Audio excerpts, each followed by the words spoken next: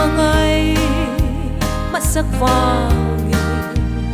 inuna min pek vangin kanun hei inen kalane geile ka chung te ero hitwanin lalparong anya kan boldoni geile ka chung te ero hitwanin lalparong ani kan boldoni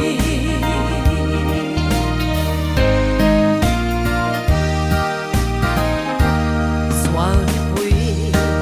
shang vel ma se lalisu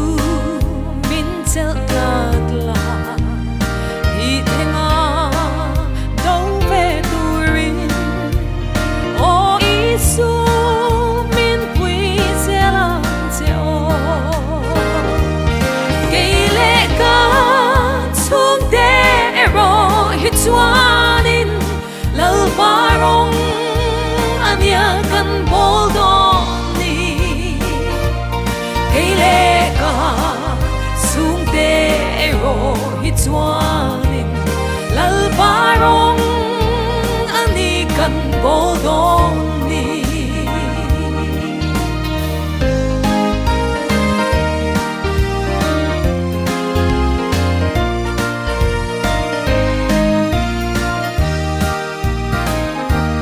Midangte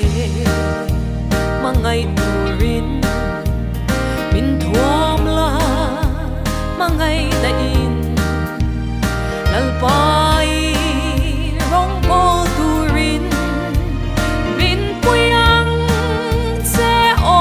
lalpai su geile ka chung te ero hitwanin lalparong anya kan boldoni geile ka chung te ero hitwanin